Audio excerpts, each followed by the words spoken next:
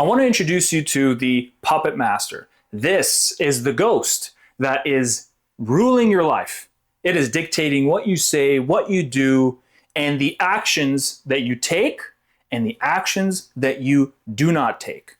And until you know who this person is, who this ghost is, nothing will ever change because it operates deep in the background of your psyche. In order to change anything, you need to know the mechanics of what is happening to you. To summarize it simply, the reason you are doing all these repeated actions of self-sabotage and not actually moving in a direction that you feel you want to go in and just residing in fantasy is because there was a long chain of events that built what I call loop patterns. We'll start from the bottom and work our way up. So first, you were born. You have no control over that, but you also, don't have control over your upbringing. What was that dynamic like? Between the ages of anywhere, like since you can last remember, maybe be 5, 6 years old, all the way up into your teenage years before you can eventually move out of your home and actually start carving out your own path. From your upbringing, this is when you develop your adaptations. The way you adapt to your household life will translate into how you utilize those learned skills into the outer world. So your upbringing starts to create adaptations. Perhaps you were a kid and you came up to your dad and you showed him a picture of a spaghetti drawing and he said to you, "That sucks, it's stupid, you're stupid, get the hell out of my face." Extreme example. But let's say that were the case. Let's say that happened to you. And let's say that happened to you multiple times. What did that reflect? You're not good enough. Your skills aren't good. That anytime you risk presenting something you've worked on, it can get shot down. And if it gets shot down, that hits your self-concept. And you've began to develop a very fragile, sensitive self-concept. For me, it was related to money growing up. You know, I was a Brazilian Jiu-Jitsu instructor before I opened my own facility. But during the time where I was coaching, I wasn't making very, very good money. And any time that I maybe had a little bit of a bump that month, maybe I had a couple extra private lessons that I was able to squeeze in, and I would present it to my father, who, by the way, took care of me, supported the family, like loving man. But, of course, every person has their quirks. And so when I would present those to him, he would scoff it off as not even enough to cover his car payments. Now, was that true? Yes. But what did that do to me? I went, whoa, all this work that I've done to make this money, and it's not even enough to cover a fraction of the household expenses. And so think about my thought at the time was, this is my best effort, and it's not even close to being good enough. And so that shot me down, that weakened my self-concept, that created what is called complexes, an emotional knot that contains memories, a constellation of memories and events that all sort of connect together and conglomerate into a title, let's say. Inferiority complex, superiority complex, something that is now influencing everything that you do, say, or think. The puppet master is the memory. The puppet master is the emotion that is still tied and not massaged out and contended with. Now, the question is, why is it that as we move up this chain, by the way, that this will continue on in your life until dealt with? But why is it that we don't seem to remember? All we have is the somatic response to it. You just feel almost a physical reaction. You can't help yourself. It's because you can't remember. It's almost as simple as that. If you don't make the active effort to find that pattern in your life, then somewhere along this chain of events, it will get severed. So everything at this point will be kind of forgotten. You never really paid attention to. Or worse, is you just try to reject it or deny it. All this is doing is creating friction and resistance. Friction and resistance creates discomfort. And so then because of that discomfort, you're trying to find a remedy. But because you don't know what the mechanisms are, you are always endlessly doing the exact same thing because you're operating from a reactive state, not a sovereign state. You see, a reactive state is someone will say something, do something that activates this particular complex. You're at work and you bring in your assignment. Your boss maybe makes a couple comments that is very reminiscent of this ghost, of your father's ghost that shot you down for that spaghetti drawing. And because of that, you had a physical reaction to it. You got stressed, you got anxious, fearful, you doubted yourself all of a sudden. And all that energy that could be put towards improving your work, your skill, your life, the quality of your state, self-concept, gets absolutely scattered. And now you have energy being pushed towards just sitting and thinking about that experience of what he said to you. This is why you find yourself sort of always like flip-flopping, right? Like you'll have a material drive. You'll want money and status and power and all these things to remedy. Or you'll find yourself residing in fantasy. Jumping into your inner world and just imagining what life could be had you had made this decision or had you been born in a different environment. Either way, all this is doing is just constantly just whiplashing back and forth. Again, not making you the commander. Instead, you are now just becoming subject to your mind and to your heart. And so then what are we going to do?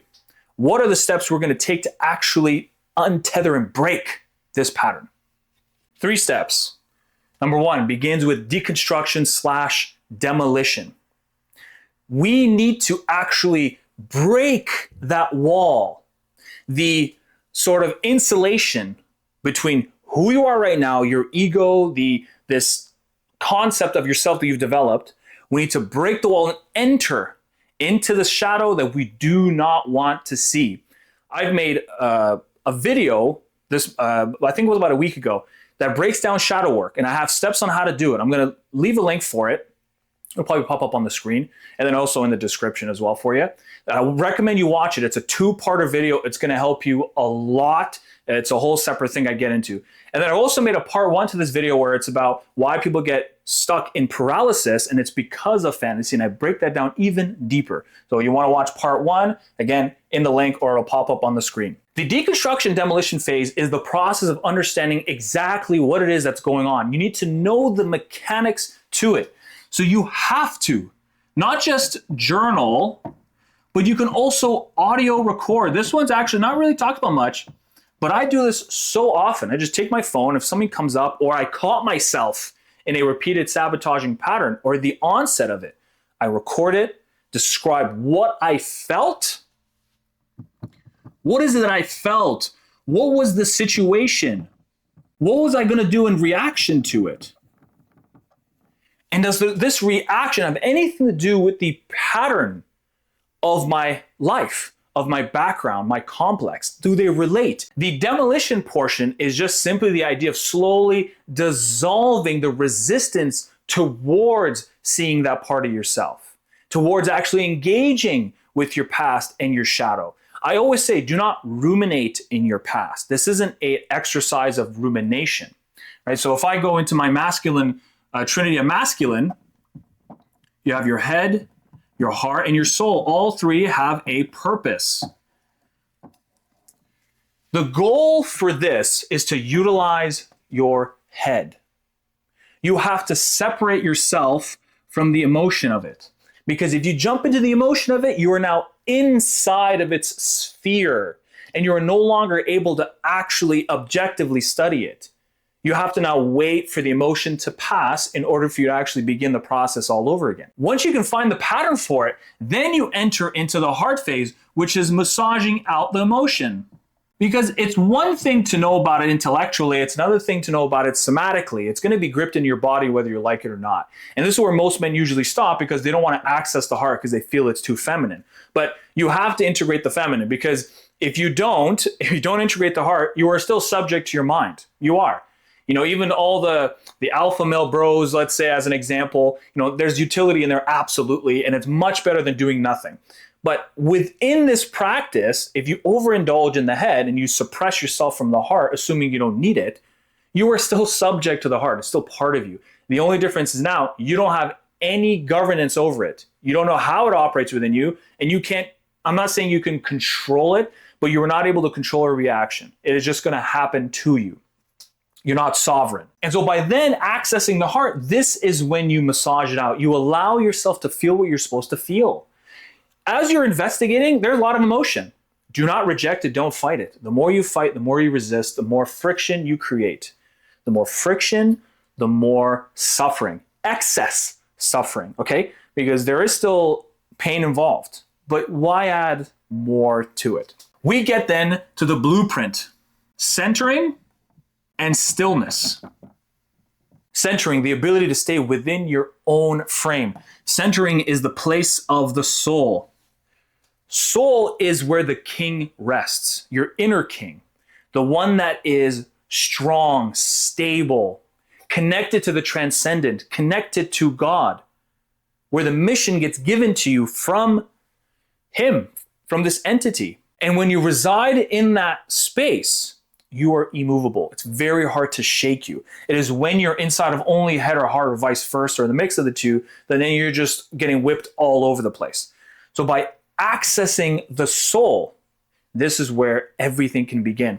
Now, if you want the actual deeper process and implementation, accountability that's involved, down below, I got a link to my wait list. I'm looking for 10 men to begin the Sovereign Brotherhood community, taking you from subject of your mind, heart, and confused intuition, walking you through my system that I did for myself to break myself free of my own prison.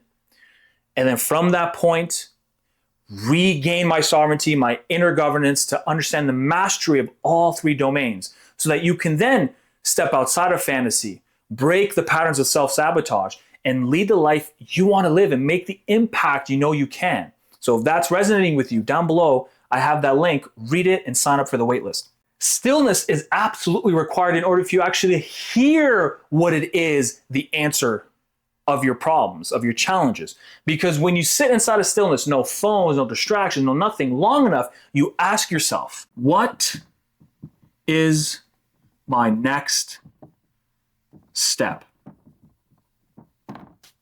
You ask yourself this question. Ask it as if you're literally talking to somebody else.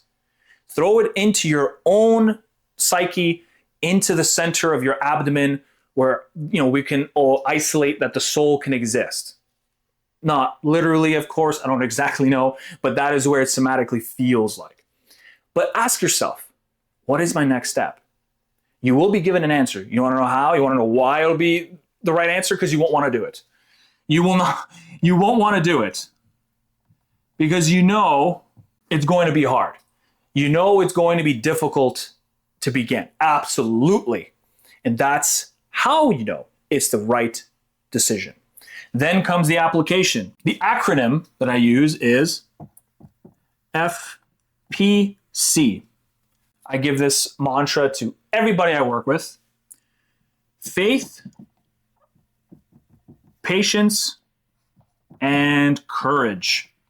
Have the faith that the universe, God, will be assisting you as long as you're rested at the center of your soul. Having the heart maintain humanity, have your head be the tactician. It provides you the methods, the implementation to actually get going. But you have to have faith. Absent of faith is only anxiety and fear. Patience, have the patience to wait for your answer to come and for the solution to reveal itself. It will not be right away. It will not be right away. And by expecting it to be, will only cause an excess amount of pain. And finally, the courage to act. You need to act on that calling. There's no way around it.